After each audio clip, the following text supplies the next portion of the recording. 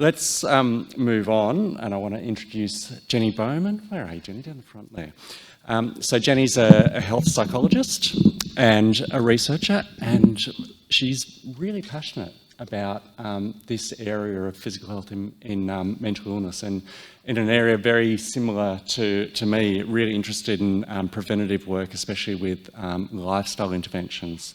So Jenny, for many years now, has been heading up a team at Newcastle Uni that has been doing some absolutely fantastic work in developing interventions that can then be put into practice in the clinical sphere. So I'll pass over to you, Jenny, and knock on dead. Someone going to drive some slides for me. And so, thank you very much for having me. It's a pleasure to be here today. My name is Jenny Bowman. I'm an academic basically at the University of Newcastle.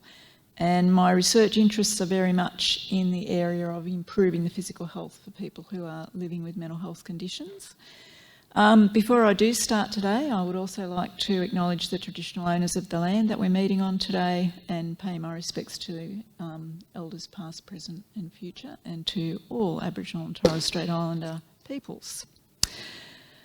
So I'm going to talk a little bit today about some of the research that we've been doing, particularly with community managed organisations, and provide a little bit of an overview, I guess, about why we worked in that space and what we've been able to do so far.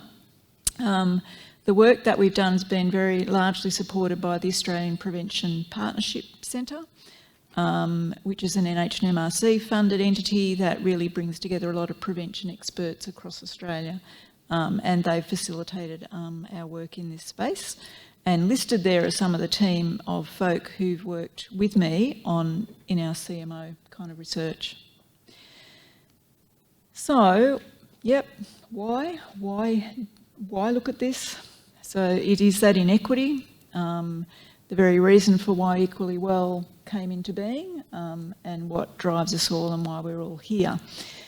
For me in particular, years ago as a researcher, it was recognising that enormous inequity, but particularly in the area of smoking. We did some very early work when all healthcare facilities were going smoke-free, and realised there was no real research to kind of help facilities achieve that, and no real research that had looked at what this was going to mean for the consumers, clients of inpatient services, as well as staff. So that was my beginning. And hearing some consumers tell us that they, and carers tell us, that people were entering psychiatric inpatient facilities as non-smokers or ex-smokers and coming out as smokers. And I couldn't really believe that. So that kind of meant for me there was probably scope to work here in a role for research, maybe to work with health services and make sure that health services were health promoting and not health harming if we could help it. And so my particular interest is in prevention and a focus on those preventable chronic physical conditions, cardiovascular disease, diabetes, respiratory conditions, etc. And modifiable lifestyle behaviours, which are large contributors to all of those kinds of chronic conditions. And we've already heard about some of these behaviours and why we should be focusing on them. So the work that we've done is largely focused on increasing and supporting the practice of what we call preventive care. And that means working with a range of settings, mostly healthcare service settings, which are already utilised by people living with mental health conditions for their mental health care, but seeing what we could do about supporting preventive care around those modifiable lifestyle risk behaviours in those settings. So some of the key learnings, I guess, from our work to date, not so much in CMOs, but in other settings. When we started in this area, we were kind of facing some old myths like, well, people living with a mental health condition really aren't interested in changing these kinds of, lifestyle behaviours. They've got other more important things, and this is a low priority for them. And lo and behold, when you actually do some research and ask people, that is not the case. So people are very much understanding of what the significance of their, some of these lifestyle behaviours are, and definitely wanting some support to improve them. And they do want and expect support from mental health services. So neither is it the case that, someone may, a mental health clinician may find themselves talking to someone who says, well, why are you talking to me about that? Surely that's my GP's job. People do want that kind of care from their mental health clinicians. And they will take up and accept referrals to behaviour change supports and connections with services like exercise physiologists, etc. Our work also found that there were some simple tools and resources that can help support health professionals and clinicians to provide preventive care. And there's a large literature that in general looks at the kinds of strategies that help promote clinical practice change in health service settings. And some of those we've found do generalise here. So they are things sometimes like simple prompts and tools that clinicians can use. So they don't forget to include this care in a conversation with someone. And so there's a space in the electronic medical record to record some of the healthy lifestyle behaviours they're wanting to talk to people about. And things like that can actually make a difference. I'm not even talking about CMOs yet, so I think I should hurry up. Some of our work was in hospital inpatient settings and particularly focused on trying to introduce some strategies to support clinicians in those settings address smoking and provide appropriate care for nicotine dependence whilst people were in the hospital system, but also support people post-discharge. So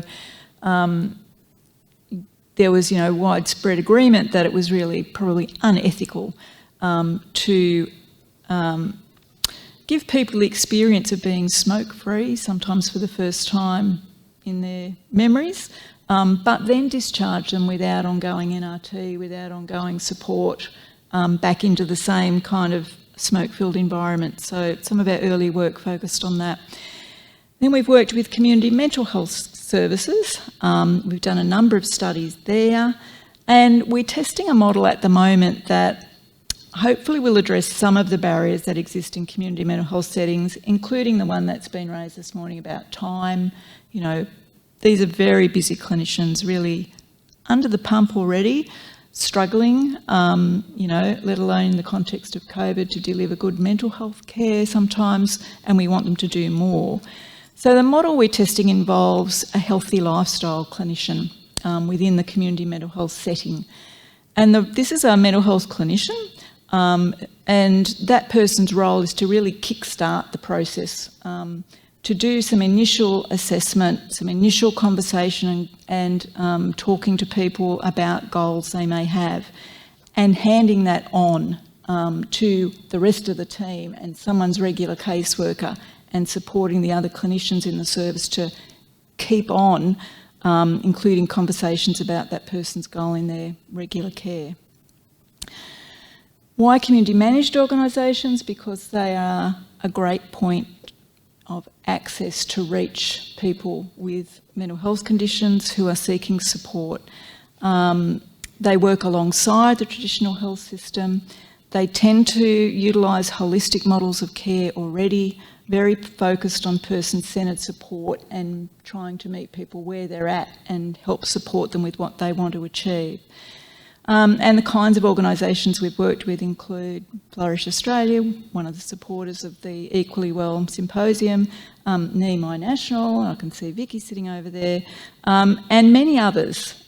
So they are important and growing providers of support for people living with a mental health condition. So there are at least 78 different organisations in New South Wales alone, and there are more. It's actually very hard to get a handle on exactly how many there are. It's been estimated by the Mental Health Coordinating Council in New South Wales that CMOs probably employ about a quarter of the entire mental health workforce in the state. and this is growing every year. And there's an increasing proportion as well of peer workers who are part of that workforce. So really good reasons to think that CMOs are a good place to be supporting people with their physical health issues. And Andrew, you're going to tell me, aren't you, when I'm getting even close? Good, okay. So we were fortunate enough through the Prevention Centre to get some funding to undertake some research, which was statewide research, which we call the CMO Connect project, to look at what was happening in that space already, as well as looking at what are the kinds of strategies that might actually help CMOs and support workers in CMOs in better being able to provide preventive care. So it was about increasing capacity. Characteristics of the project were that we are very much focused on prevention and on those chronic disease SNAP kind of factors. We are about change both at an individual level but also an organisational and systems level. And it does involve co-development. So we wanted to include consumers, to include the support workers of CMOs, as well as the organisations themselves and their managers in our project to find out what was already happening and what might be done to increase care. Won't focus on this slide, but this is to show that we also we positioned our work, I guess, within something called the knowledge to action framework in terms of where in a kind of applied research approach did our CMO Connect project kind of fit. So what the study has involved is some triangulated data collection, so from CMO organisations and managers, and we've done that in a couple of ways through an online survey of folk, and then following up with some more in-depth kind of one-on-one interviews, and my colleague Lauren's going to talk to you about that in the next presentation, some more. We also engaged support workers within CMOs and asked those folk to take part in a survey for us to find out what their own experience of providing care had been like, preventive care, and what they saw as the enablers of that care, what would help them do this. And then we also have included consumers in a quantitative kind of telephone survey, and we're hoping to do more as well in terms of a qualitative kind of exploration as well. Lastly, the last stage of our CMO Connect project was always envisaged to be a bit of a pilot trial of some co-developed strategies. And that's something that we're working on now. And in fact, a colleague in another session while this one's happening is talking a little bit about that. But we held some workshops with one of our large local CMO services with support workers to say, what would really help you? What are some tools, practical things that would help you work this into your daily work with consumers? Some of the findings to date. So CMOs actually are, unsurprisingly, often talking to people about these preventable lifestyle kind of behaviours. But it's not happening systematically and it's not necessarily comprehensive either. So, for instance, in our survey of managers, we found that fewer than 50% of the CMO organisations involved actually had policies addressing even one risk behaviour. And policies are only the tip of the iceberg. Policies don't necessarily obviously lead to practice, but they're pretty important. Unless you have a policy to kind of guide what the organisation's doing, you may not get very far, so it matters. We found some differences across the SNAP behaviours as well. So physical activity was one of the kinds of lifestyle behaviours that was more often on the agenda and talked about with consumers than, for instance, was something like smoking. We found that conversations and just asking and assessing some of the risk behaviours were more likely to happen than were the other really important stages of actually assisting people or connecting people with some existing supports for behaviour change. Okay, I won't go on to that. So we've got a number of papers already published. We're still working on getting some more out there.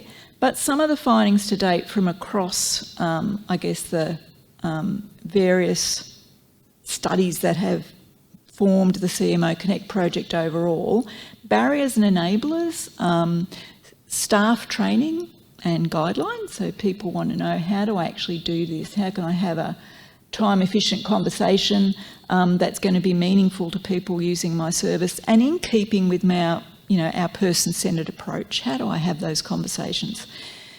The availability of funding sometimes at a service level, people's confidence that they can actually influence these behaviours, and that's part of the training as well, I think, to give people confidence that there are techniques that they already often utilise that will actually help people make some change. A healthy lifestyle generally being part of the organisational culture, so for staff within services as well as consumers, that's just normal business, and we care about the health of our support workers as well as our consumers. And awareness of, what exists in the community that can actually help support behaviour change. Where can I connect people to? The pilot trial that my colleagues just talked about in another session, she was talking about the workshops that we ran, which involved 20 support workers across a couple of sessions. Out of that, the kinds of strategies that are being piloted now involved us developing some training, so how to have conversations, including some motivational kind of interviewing and practical skills, a step-by-step how-to guide that was focused on each behaviour. And so really a simple two-sided laminated sheet that support workers could pick up and use when they wanted to remind themselves about what is it I actually should be doing, and how can I have a sensible conversation about smoking, for instance. And a connections guide, so something that actually pulled together both local information but also information more broadly about things like the Quit line in New South Wales, about a service like the Get Healthy service, that are available free to anybody to provide health coaching around these kind of lifestyle behaviours. So, and we put together a connections guide that people could take with them in the car when they were driving to someone's house, for instance, to provide care, take inside with them, and it's kind of a hands-on, we hope, useful tool. But we're yet to find out because we're just about to do some kind of post-test looking to see what happened. So ultimately, what we hope from CMO Connect is that we'll be able to share an improved understanding of how preventive care might be integrated into the practice of community managed organisations. There's so much stuff already happening, very good work already happening, but it's sometimes not systematic. It's not always comprehensive, and there are probably some strategies that can help for that to happen. We want to develop and pilot some of those strategies that have been co-developed that CMO support workers tell us will help them work this into their daily work. In future, we'd like to then lead on to do some sort of larger scale, more rigorous trial of those kinds of strategies and explore, if they work, how they can be employed at scale and how we can kind of maintain them in practice. And that's it. And just a final thank you to the partners in the work that we've undertaken in this space, and very, very importantly, all the CMO organisations and their leaders and their staff and people using their services who took part in surveys for us and interviews for us and gave us their time. And that's it. Thank you.